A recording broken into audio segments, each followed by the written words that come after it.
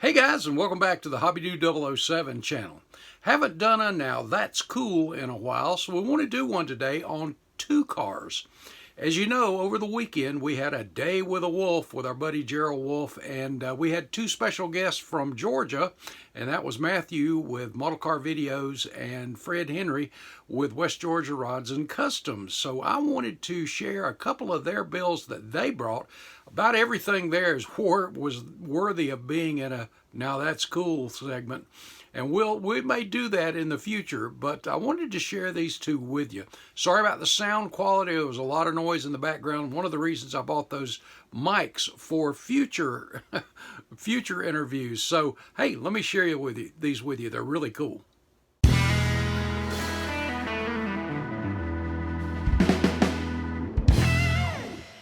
Bring your model to life with MCV products. Visit them on the World Wide Web at mcvproducts.com.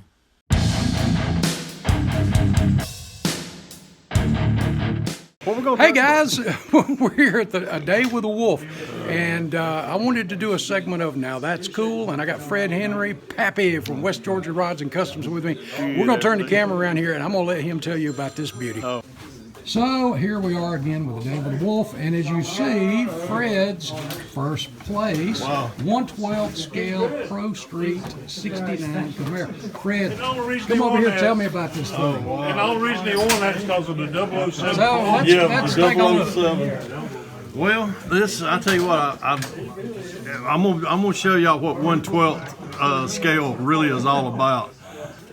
That is my hand. So 1/12 scale is pretty big. So you have a 1/12 scale hand? I have a 1/12 scale hand. That's awesome. But this is the Revell. This is the kit. Yeah, this is the Revell 1/12 scale. This is actually about the third or fourth pop since the Foos kit came out. But this is the new one that has came out, and I haven't dusted it off. But when the kit came out, the first thing I wanted to do was I wanted to do a Pro Street. And when there wasn't a lot of Pro Street parts available at the time, but with the technology that we had with the 3D printing now, I go to my good buddy over there at mcvproducts.com. I did get that right, and that's Matthew over there. There's the business cards. And I approached Matthew. I said, Matthew, have you done anything in 1/12 scale? No. Well, I'm gonna be your guinea pig. And he sized everything up perfectly. You couldn't really. You'd think this kit that he sells at MCV Products is made for this car. It's not. It involves a little bit of cutting, but very minimal. Matthew does the back half, the tires, the wheels, the motor. The only thing Matthew did not do, I wanted a mailbox type scoop. I got Brian to print me up one of those real quick, just with time constraints on the build, getting ready for Acme.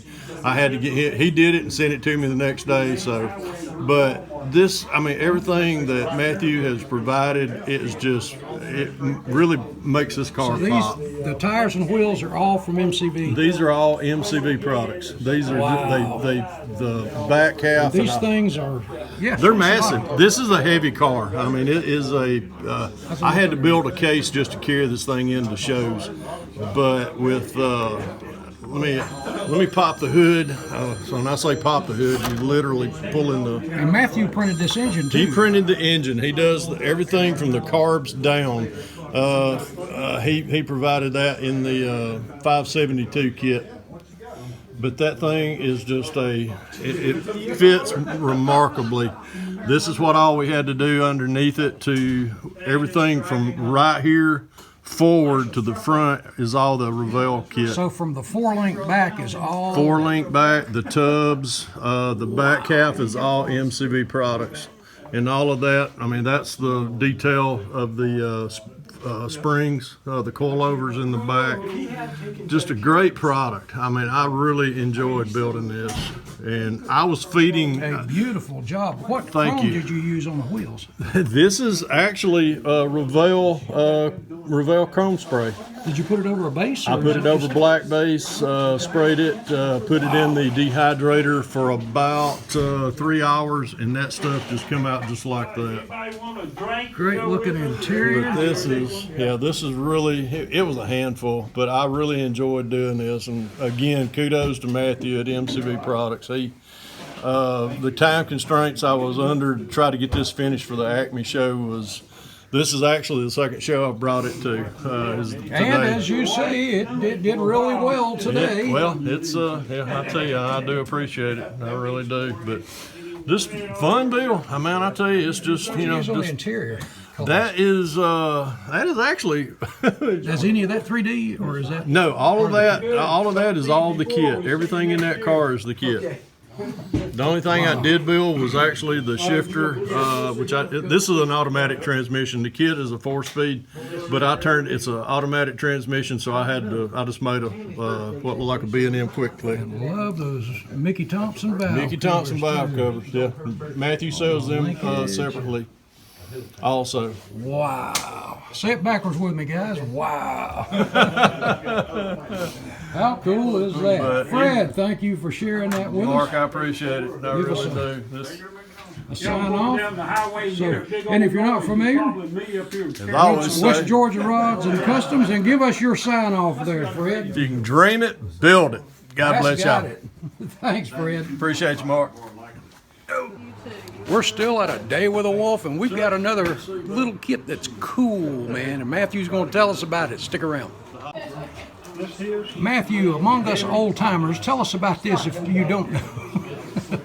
Yeah, so I like these old. Actually makes you feel young probably, but anyway, Wow, it's a really old 19 car. Yeah. 1904 Curve Dash Oldsmobile by Aurora in 16th scale.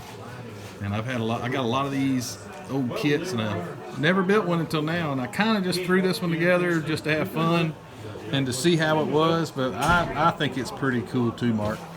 Anyway, there's not any extra detail really in it. I did have to hand paint the red, some of the red. I did do some fender painting and stuff like that, and it has 3D printed parts on this model kit because I had to redo the little hub nuts, and I made those. And yeah, it was just so fun. I saw Charlie Mack build one of these several years back, and I just thought it looked so fun, and I love this type of vehicle, the early American automobile. And yeah, I just thought I'd build one. It's And I had simple. asked him earlier if it was electric because I didn't see where a motor was, but it is a gas-powered car. Yeah, so it's got a little engine and big flywheel and a chain drive. And this is the starter on the side. The crank is on the side. Hand cranks on the side. And I guess even back in 1904, back here. you had to have a horn because the horn's on the steering arm. Didn't have a steering wheel. The old bulb, squeeze bulb. Yeah, horn. womp, womp. Yep, I think it's neat. You did the brass, didn't you? I did rebrass the parts, and they turned out pretty good. I think it looks vintage at least. Yeah, it does. Yeah, and the top does come off. It comes right off, so you drive it without the top Great on. job on the upholstery. Check that out. It was fun. I enjoyed it, and I can't wait to build more of them now. But yeah, thanks for How checking cool it is out. that? Another wow moment. All right. No, I appreciate it, and I'm glad we got to come up here to spend a day with the wolf. That was a lot of fun today. We did have a blast today, guys. All right, guys, that's it for this one. God bless. We'll see you in the next one. See you later.